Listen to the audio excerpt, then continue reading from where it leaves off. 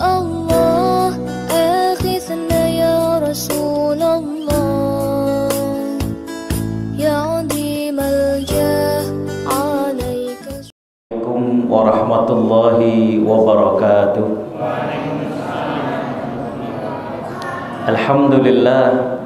Alhamdulillahilladzi arsala rasulahu bil huda wa dinil haqq liyudhhirahu 'alad dini kullihi wa kafa billahi shahida.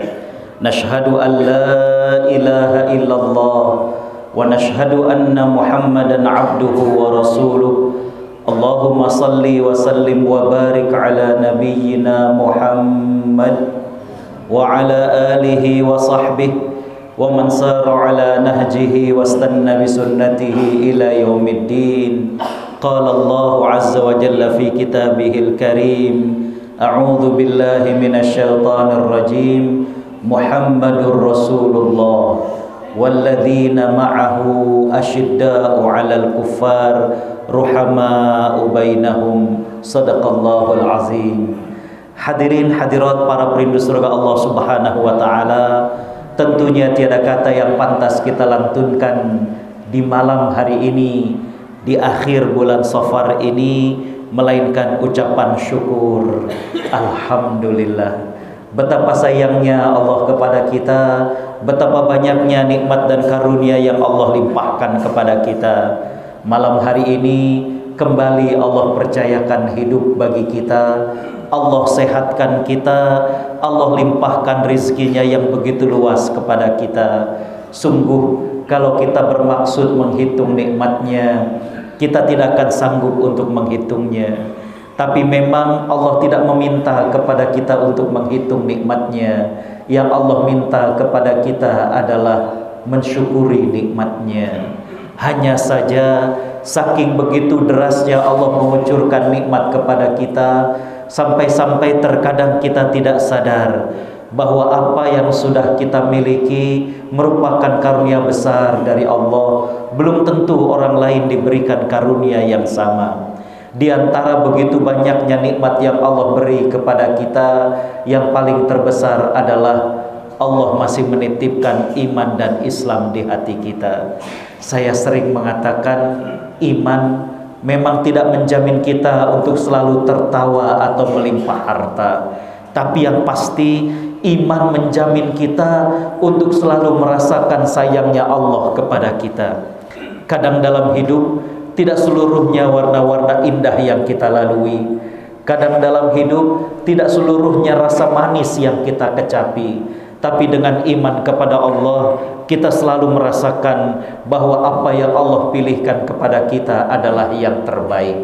Tak lupa salawat teriring salam kita haturkan kepada panutan kita, Nabi Muhammad sallallahu alaihi wasallam. Sosok yang kita cinta, sosok yang kita teladani, sosok yang kita bela. Kita berharap mudah-mudahan Allah muliakan kita untuk dapat berjumpa dan satu surga dengan beliau di akhirat kelak. Amin ya rabbal alamin. Hadirin hadirat para perindu surga Allah Subhanahu wa taala, saya lanjutkan kajian hadis kita yang mohon maaf sempat tertunda beberapa bulan. Syukran. Kita lanjutkan kajian hadis kita dari kitab Riyadhus Shalihin, dan saya ambilkan syarahnya dari kitab Nuzhatul Muttaqin. Hadis yang ketiga, Bismillahirrahmanirrahim.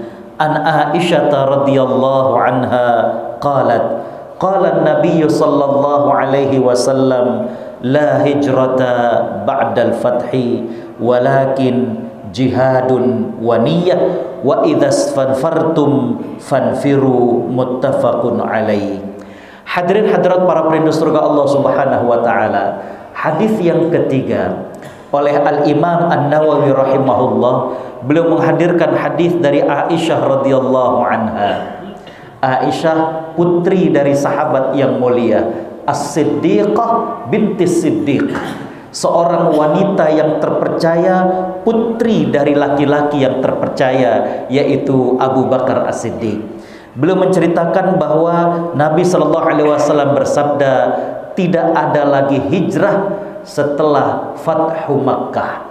Akan tetapi jihad dan niat, apabila kalian diajak untuk berangkat, maka pergilah kalian. Hadis diriwayatkan oleh Imam Bukhari dengan Imam Muslim. Hadirin khotaliman rahimakumullah, sedikit kita akan cerita tentang sahabat Aisyah radhiyallahu anha.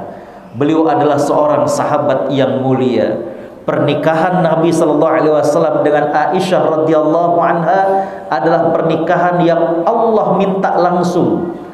Aisyah adalah wanita yang sempat hadir dalam mimpi Nabi SAW. Dalam hadis yang sahih bahwa Nabi SAW suatu pagi mengatakan, aku diberikan mimpi oleh Allah Subhanahu wa taala untuk berjumpa dengan seorang wanita, dan itu adalah Aisyah radhiyallahu anha. Maka kemudian Nabi SAW melamar daripada Aisyah radhiyallahu anha, dan kemudian Nabi tinggal campur bareng dengan Aisyah setelah beberapa waktu dari akad nikahnya. Aisyah radhiyallahu anha merupakan satu dari 7 sahabat wanita yang dijanjikan surga oleh Allah Subhanahu wa taala. Ini luar biasa, ya. Bahwa ada manusia-manusia yang masih menampak berjalan di muka bumi, tapi sudah mendapatkan kabar gembira bahwa mereka adalah ahli surga. Seluruh sahabat, baik sahabat pria maupun wanita yang dijanjikan surga, kalau kita kumpulkan riwayat-riwayat yang sahih, jumlah totalnya ada 38. Jadi selama ini kalau ditanya berapa sahabat yang dijanjikan surga, 10, ya. Ini jawabannya tidak salah tapi tidak tepat, ya. Karena 10 ini merupakan sahabat yang dijanjikan surga dalam sekali ucapan. Jadi dalam satu kesempatan Nabi SAW bersabda, Abu Bakar di surga, Umar di surga, Uthman di surga, Ali di surga, dan beliau kemudian menyebutkan 6 sahabat yang lainnya.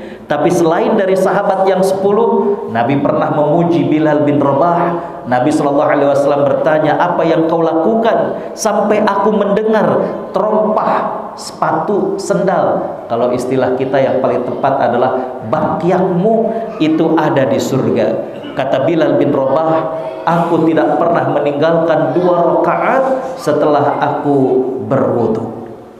Ada juga Nabi sedang berada dalam majlis, kemudian Nabi SAW bersabda, akan masuk ke majlis ini seseorang dari ahli surga. Para sahabat terkejut, ini orang datang ke pengajian, ke majlis Nabi terlambat, tapi dipuji oleh Nabi bahwa dia termasuk ahli surga. Ketika masuk, janggutnya masih basah, artinya apa? Baru saja berwudu.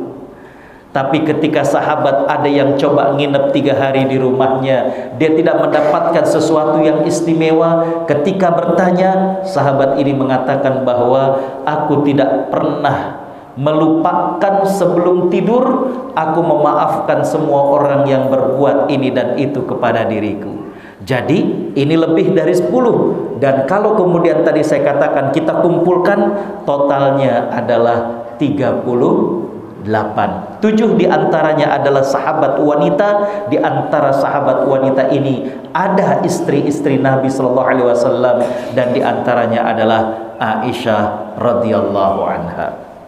Aisyah radhiyallahu anha termasuk sahabat yang kedua yang paling banyak meriwayatkan hadis. Ya.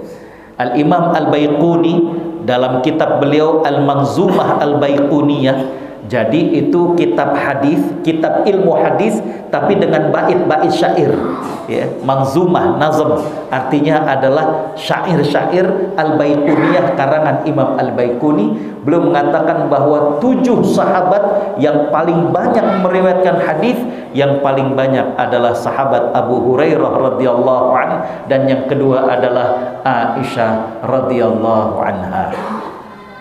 Begitu dalam ilmu daripada Aisyah radhiyallahu anha, begitu Nabi SAW cinta kepada Aisyah radhiyallahu anha, tapi cobaannya juga tidak ringan.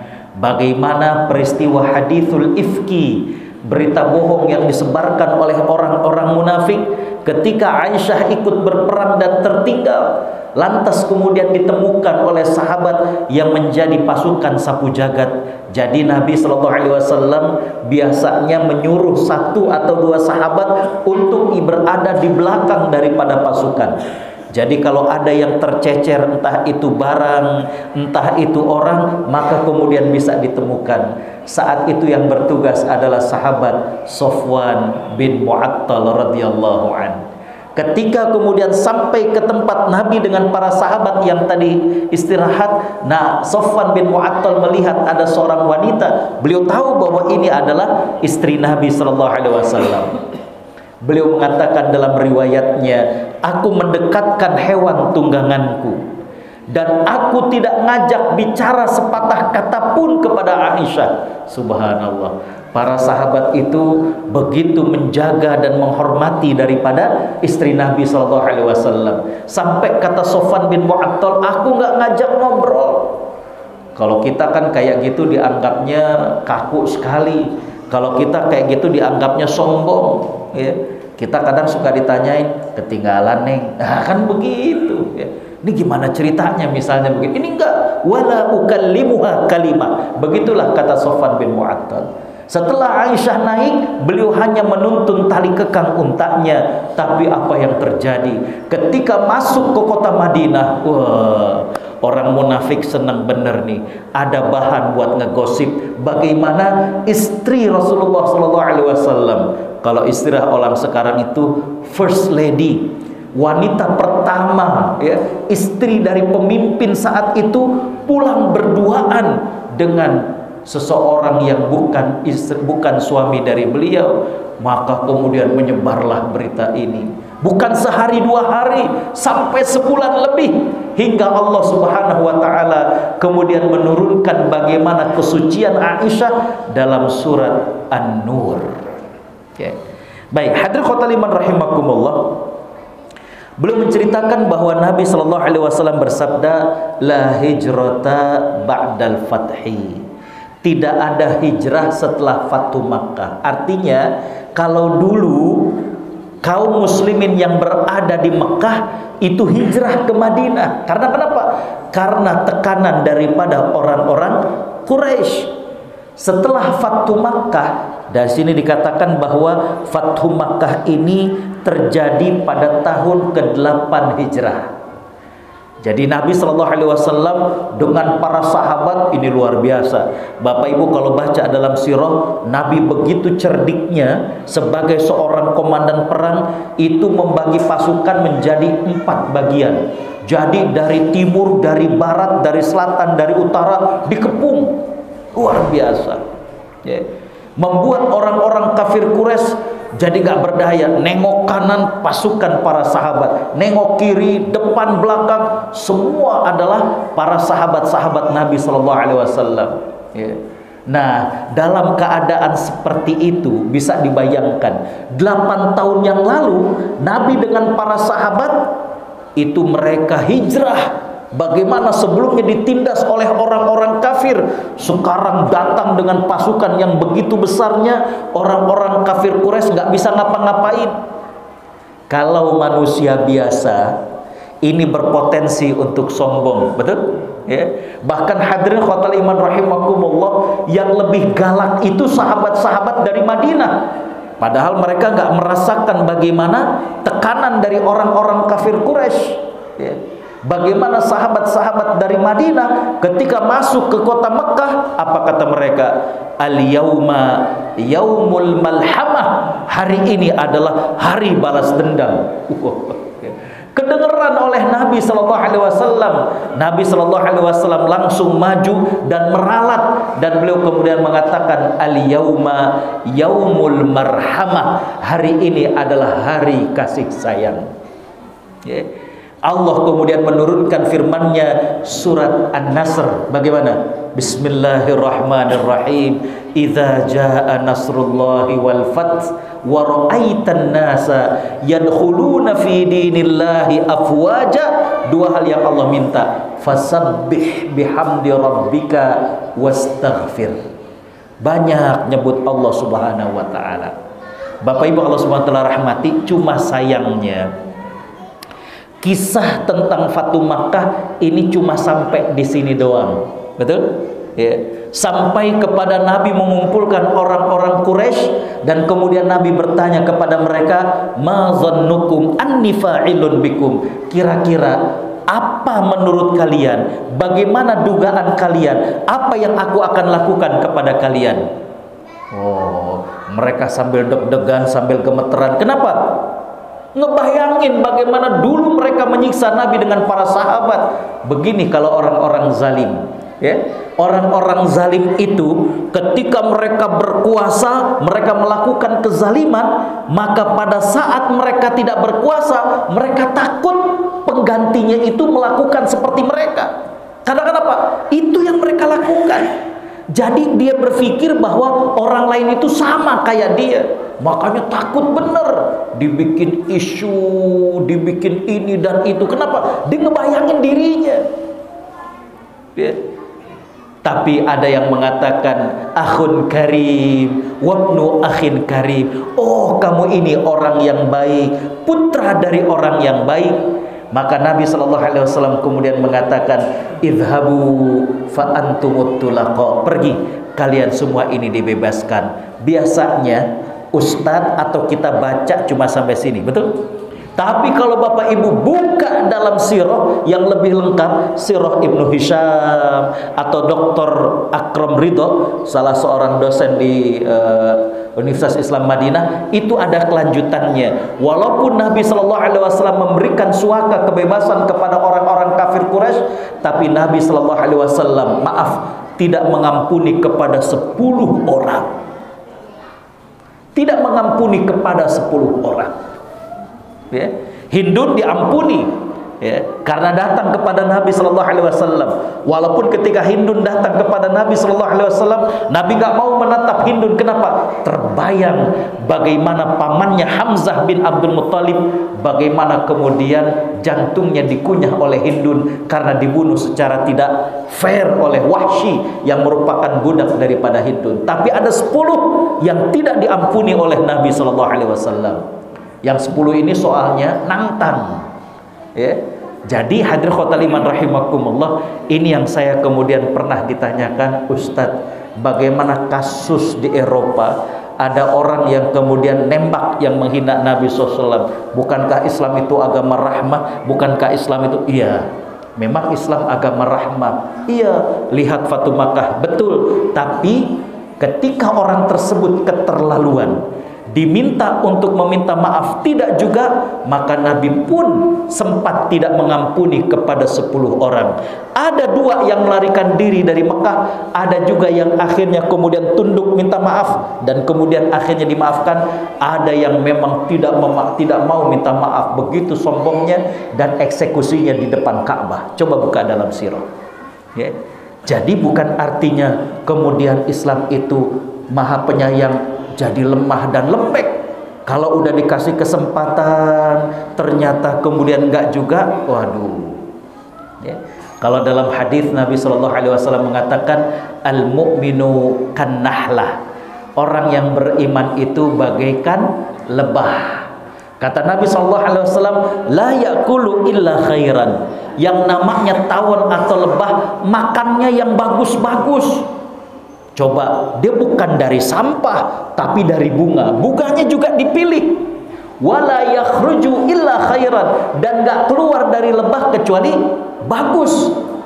Lanjutan hadis itu ada, wa in amsaka fi syai, dan apabila lebah itu nempel di pohon, Bapak Ibu kalau pernah melihat sarang lebah itu kan besar, itu tidak membuat patah daripada pohon tersebut, bahkan menguatkan. Begitu orang beriman ketika berada di masyarakat, menguatkan masyarakat, menyatukan masyarakat, bukan kemudian menjauhi daripada masyarakat atau menjauhkan masyarakat. Itu hadisnya. Tapi dulu syekh-syekh kami menjelaskan, ketika Nabi memberikan ilustrasi seperti tawon, ada di antara halnya bahwa jangan coba-coba ganggu tawon yang lagi tenang. Betul gak? Ya, tawon kalau lagi anteng jangan digangguin. Kenapa? Bakalan dikejar. Ya, walaupun nyungsep di dalam sungai itu ditungguin. Dan hebatnya ketika udah nggak tahan lagi perlu nafas, celuk muncul. Coba perhatikan, dia nggak rombongan, cuma satu yang ces, yang kemudian menyengat daripada tawon tersebut. Kalau kata orang Kemayoran, kita kagak jual, tapi kalau orang jual kita beli. Ya? Hadirin khotal iman rahimakumullah, begitulah orang beriman. Baik. Kembali bahwa setelah kemudian Fathu Makkah dan Mekah itu kemudian menjadi wilayah Islam, gak perlu lagi hijrah. Gak perlu lagi hijrah. Ya. Kata Nabi SAW, kecuali niat untuk berjuang. Dan juga kalau kemudian ada panggilan untuk berjuang, berangkatlah berjuang. Hadirin khotal iman rahimakumullah, para ulama memberikan pelajaran daripada hadis ini. Ya. Yang pertama adalah bahwa kalau sebuah negeri itu adalah negeri Muslim, maka hadirin khotal iman rahimakumullah, tidak perlu orang Muslim untuk meninggalkan negeri tersebut. Ya. Dan kalau kita baca dalam banyak syarah atau keterangan dari hadis ini, para ulama mengatakan bahwa kalau kita ke negeri kafir dan di sana membahayakan terhadap keislaman kita, maka pindahnya itu adalah pindah yang tidak disenangi dalam Islam. Lantas bagaimana dengan kaum muslimin, orang Indonesia ada yang ke Amerika, orang Indonesia ada yang ke Australia? Kalau niatnya itu adalah untuk berdakwah, menunjukkan Islam, Ustadz, tapi kebanyakan ke sana memperbaiki hidup, nggak apa-apa. Ya, ke sana untuk mencari bagaimana pekerjaan, mungkin hasil yang lebih baik, tapi sambil berniat bagaimana menunjukkan Islam, maka hadirin khotal iman rahimakumullah, ini hal yang tidak terlarang. Ini hal yang tidak terlarang. Berdasarkan dari sensus bahwa kalau kondisi masih seperti sekarang 2030 di Australia itu bisa mayoritas adalah Muslim. Ramadan kemarin saya ke sana, ya, hadirin khotal iman rahimakumullah, ketemu dengan beberapa anggota parlemen di Sydney. Sydney itu negara bagiannya namanya New South Wales dan mereka adalah Muslim. Ya. Dan baru terpilih gubernur. Memang gubernurnya waktu itu masih non-muslim di Sydney, tapi karena sudah mulai banyak anggota parlemen muslim dan kita juga komunitas muslim semakin besar, maka beliau kemudian mengadakan iftar, great iftar for imam and sheikh. Nah, jadi buka bersama buat para imam dan juga sheikh. Di sana nggak ada yang pakai bahasanya ustadz sheikh begitu. Ya. Hadirin khotal iman rahimakumullah, jadi kembali bahwa kalau niatnya demikian nggak masalah. Ya. Begitu juga di Amerika, masya Allah. Ya. Allah Subhanahu Wa Taala punya rencana 9/11, bagaimana Islam difitnah yang melakukan aksi tersebut, tapi membuat bagaimana orang-orang sana semakin penasaran dan belajar tentang Islam. Mohon maaf, dulu saya kecil. Mohon maaf, kita kan dulu masih TVRI, ya. Itu ada filmnya masih The Hunter, masih ingat? Kalau masih suka nonton film The Hunter berarti seumuran lah gitu ya. Hadirin khotal iman rahimakumullah, itu kan kalau digambarkan daerah Bronx, ya, daerah-daerah ini itu kan daerah-daerah kayak ya red light-nya lah, daerah merah, daerah-daerah yang narkoba, prostitusi, kriminal. Sekarang properti di daerah Bronx itu mahal. Kenapa? Karena banyak orang-orang Amerika, Black American, ya, orang-orang Amerika yang berkulit berwarna. Orang sana agak kurang senang kalau kita bilang hitam, jadi kulitnya berwarna. Nah, gitu.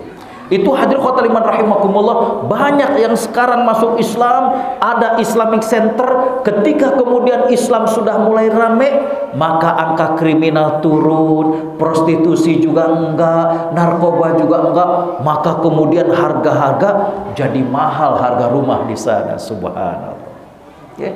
Bahkan kalau Bapak Ibu kenal Texas, yang kebayang Texas itu kan topi koboynya, sepatu jenggelnya, dan Texas itu sampai hari ini satu-satunya state atau kota di Amerika yang memperbolehkan orang mempertontonkan senjata. Jadi di Amerika orang punya senjata itu legal, ya. Karena kenapa? Karena dulu pernah, itu militer diktator. Akhirnya oleh rakyat dilawan dan undang-undang dirubah bahwa yang punya senjata bukan hanya militer, tapi sipil juga boleh punya senjata. Cuma berbagai kota nggak boleh senjata itu dipertontonkan, ya taruh di tas gitu ya. Kecuali di Texas. Ya, kita kan kalau sholat kayak tadi kita naruh handphone depan kita, kalau di restoran naruh handphone di meja kita. Kalau sono nggak, beceng ditaruh, senapan ditaruh. Tapi subhanallah, saya kedua kota di Texas, satu ke Houston, satu ke Dallas, itu udah kayak kota santri sekarang, subhanallah. Di Houston, saya ke Islamic Center, milik dari pendakwah yang lagi famous, pendakwah yang lagi terkenal sekarang, Nu'man Ali Khan, kalau pernah dengar. Ya. Dia punya TV namanya Al-Bayyinah TV, itu sholat Isya, imamnya imam masjid, imam Islamic Center tersebut udah sepuh, bacanya bagus. Tapi yang menarik ketika tarawih itu anak-anak remaja, bule, 2 rakaat ganti, 2 rakaat ganti, dan habis 8 rakaat di sana ada juga, kalau kita kan kultum di sana namanya ya speech lah kayak begitu. Ini anak-anak pada keluar dan halamannya itu kan luas, mereka pada main basket. Orang sana itu kan lebih senang basket daripada sepak bola, ya. Ntar kalau udah mau selesai ceramah dipanggil, "Hey guys, your turn, ayo sini. Giliran ente jadi imam." Habis tarawih saya tanya sama syekhnya, "Syekh, kenapa waktu sholat isya ente yang jadi imam, pas tarawih ini anak-anak?" Apa kata beliau? Kalau sholat isya itu sholat wajib. Takutnya terjadi perbedaan pendapat, boleh nggak ada remaja, ya, ada orang yang masih lebih muda menjadi imam bagi yang lebih tua. Maka menghindari perbedaan pendapat, saya yang menjadi imam. Tapi tarawih ini sholat sunat, dan kita melatih anak-anak muda itu, jadi walaupun masih remaja, umur 11-12 tahun, tapi mereka sudah pada hafal Quran. Subhanallah, gak taunya udah hafal Quran, ya, umur 11-12 tahun di Houston, ya. Hadirin khotul iman rahimakumullah, saya ke Dallas, diajak sholat subuh masih gelap. Habis sholat subuh kemudian yang nganter bilang, "Ustadz, kita pulangnya habis syuruk ya." "Oh boleh." Zikir, baca Quran, selesai syuruk saya keluar, ternyata itu masjidnya nggak terlalu besar, tapi lapangan basketnya sampai ada 5. Saya tanya, nih kenapa banyakkan lapangan basketnya? Ternyata masjid dan juga area itu semuanya wakaf dari pemain NBA terkenal. Siapa? Hakim Olajuwon. Jadi beliau kalau pas lagi ada di situ, bagaimana dakwahnya itu ngajak anak-anak remaja main basket. Ntar lagi istirahat diterangin tentang Islam. Cakep metode dakwahnya. Ya. Jadi nggak pengajian melulu, ya. Jadi, nah hadirin khotul iman rahimakumullah, kembali bahwa kalau kemudian ada muslim ke negeri kafir dan kemudian tinggal di sana, tapi niatnya adalah bagaimana berdakwah, bagaimana menunjukkan Islam kepada mereka, maka tidak termasuk yang terlarang. Bahkan sekitar 2 minggu yang lalu, Senat di Amerika, khususnya di New York, sudah menyatakan bahwa bolehnya azan dengan suara dikeluarkan, ya. Jadi biasanya azan itu cuma di dalam saja. Nah 2 minggu yang lalu baru diketuk palu bahwa azan dibolehkan suaranya terdengar keluar. Mudah-mudahan semakin banyak, ya, mereka-mereka yang bisa masuk ke dalam Islam dengan dakwah-dakwah ini. Mestinya kita jangan kalah, jangan malah kebalik. Di sono dibolehin azan keluar, di sini malah dilarang, katanya ngeganggu tidur. Nah ini kan dunia kebalik. Baik, saya nggak ceritalah tentang Indonesia, Bapak Ibu yang lebih tahu. Ya. Antum a'lamu bi umuri Indonesiakum. Ya. Ya, saya cerita yang luar negeri aja, yang aman-aman aja. Baik. Hadirin khotaliman rahimakumullah. Ya. Pelajaran yang berikutnya adalah bahwa hadis ini dimasukkan oleh Imam Nawawi dalam bab tentang niat. Ya. Artinya, walaupun Mekah itu sudah aman dan Nabi menyatakan bahwa nggak perlu lagi ada hijrah, tapi niat kita ini selalu menanamkan diri untuk kemudian siap, ya, untuk berhijrah, bagaimana berubah, meninggalkan daripada maksiat, maka dia mendapatkan pahala seperti orang yang hijrah. Makanya dalam hadis yang sahih yang lainnya, Nabi SAW mengatakan bahwa wal muhajiru man hajaro manahallahu anhu, dan orang yang muhajirin, orang yang hijrah itu juga dapat diraih pahalanya bagi orang yang meninggalkan apa yang terlarang. Bapak Ibu Allah Subhanahu wa taala rahmati. Ini kita sebentar lagi azan, saya closing saja ya. Berkaitan tentang hijrah. Sering kita peringati, ini juga tadi saya katakan kita di akhir Safar ya, beberapa hari ya, 2-3 hari lagi kita masuk Rabiul Awal. Beberapa hari besar Islam ini hanya dirayakan, diperingati, celebrate, kalau orang sana bilang, itu hanya momennya, tapi jarang kemudian diambil ruh daripada hal tersebut. Contoh gini, baik, hijrah ini sebenarnya Bapak Ibu Allah SWT rahmati, ada beberapa ruh daripada hijrah.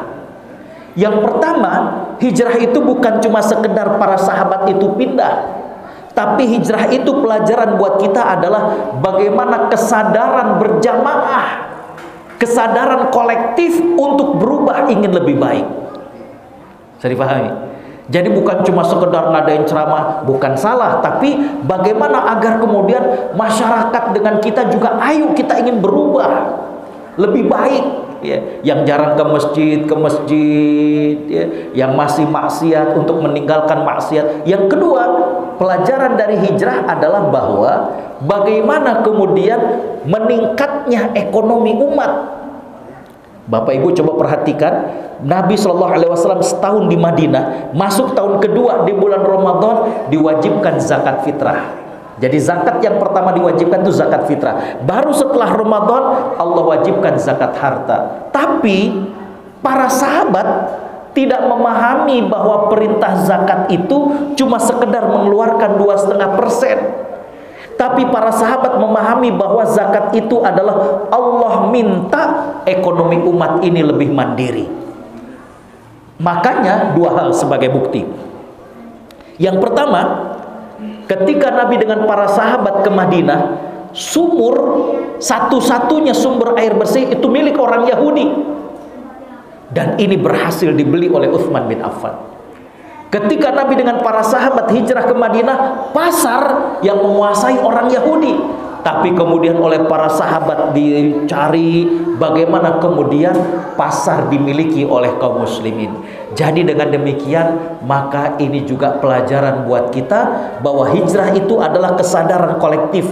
Bagaimana kita biar semakin sadar masyarakat, jangan jauh daripada agama. Ini tantangan generasi milenial. Saya perhatikan ini kan banyaknya yang datang ini umur 30 ke atas. Generasi milenial ini bukan, aduh, Masya Allah Bapak Ibu, tantangannya. Saya katakan tantangannya, ya. Tantangannya luar biasa. Generasi milenial ini ciri-cirinya, yang pertama selain kelebihan mereka itu gape bener dengan teknologi. Tapi ciri-ciri kekurangan generasi milenial adalah yang pertama itu kurang tangguh. Kurang tangguh.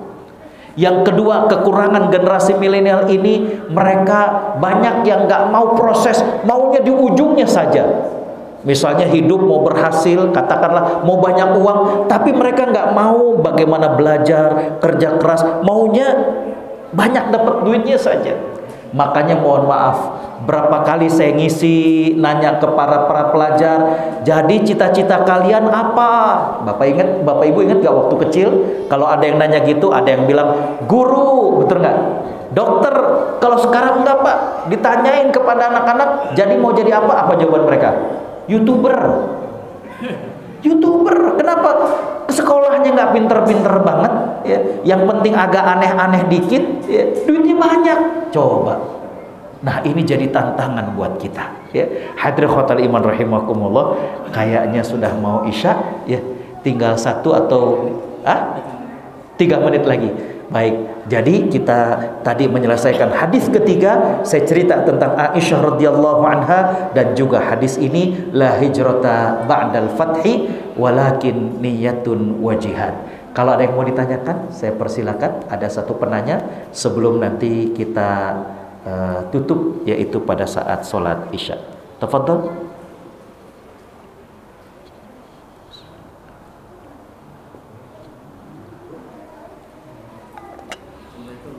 Assalamualaikum warahmatullahi wabarakatuh.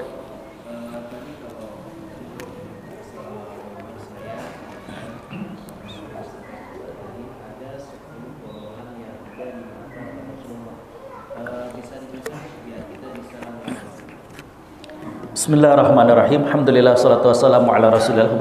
Bapak Ibu Allah SWT rahmati, 10 ini 10 orang, ya. 10 orang ini, jadi kalau saya baca dari kejadiannya, mereka, jadi kan Nabi SAW ketika masuk ke kota Mekah, Nabi SAW sudah mengatakan, barang siapa yang berlindung di Ka'bah, dia aman. Barang siapa yang masuk ke rumah Abu Sufyan, dia aman. Jadi Nabi itu sudah memberikan kesempatan. Nah, 10 ini, mohon maaf kalau orang Jawanya, ngeyel, bahkan nangtang, ya, bahkan nangtang, ya.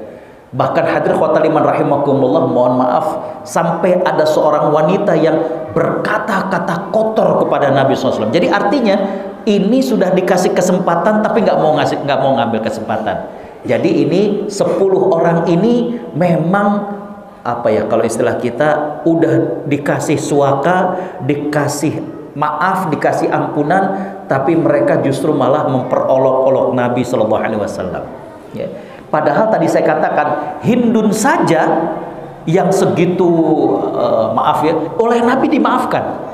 Jadi 10 orang ini yang memang mereka ini tidak mau untuk kemudian minta maaf, dan 10 orang ini bahkan justru mengolok-olok Nabi SAW. Tapi tadi saya katakan 2 melarikan diri dari Mekah, dan ada di antara mereka yang akhirnya ketika melihat bahwa Nabi ini, kalau kata orang Jawa, tenanan, ternyata beneran, ya, sampai ada yang dieksekusi, baru kemudian ada juga yang kemudian minta maaf dan diampuni, ya. Jadi lebih kepada memang mereka ini ngeyel, gitu, ya. Ini 10 orang ini, tapi kembali bahwa ada 2 yang melarikan diri, ada yang kemudian akhirnya minta maaf, ya. Total yang saya catat, yang saya pelajari itu 7 yang kemudian dieksekusi karena mereka tidak mau untuk tunduk, tidak mau untuk minta maaf atas kelakuan mereka. Itu mungkin hadirin khotal iman rahimakumullah. Dan sekali lagi saya mengingatkan bahwa 1-2 hari lagi kita akan memasuki bulan Rabiul Awal. Mari kita perbanyak baca tentang sejarah kehidupan beliau. Bahkan beberapa ulama menyarankan untuk membaca kitab Asy-Syama'il Al-Muhammadiyah. Bukan kenapa-napa, bagaimana mungkin kita bisa memimpikan Nabi SAW kalau wajah beliau aja nggak pernah kebayang, kalau kita nggak pernah untuk baca bagaimana wajah beliau, alisnya gimana, dahinya bagaimana, hidungnya gimana, ya. Kalau anak-anak sekarang kan poster artis Korea gede sampai diperhatiin, alisnya begini. Kita gimana mau ngimpi Nabi SAW, nggak pernah baca kitab tersebut, ya. Asy-Syama'il Al-Muhammadiyah karangan Al-Imam Al-Hakim At-Tirmidzi, bukan Hakim, Al-Hakim At-Tirmidzi, ya. Baik. Kita tutup kajian kita dengan baca tasbih kafaratul majlis. Subhanaka Allahumma wa bihamdika asyhadu an la ilaha illa anta astaghfiruka wa atubu ilaik. Wassalamualaikum warahmatullahi wabarakatuh. مع السلامة في أماني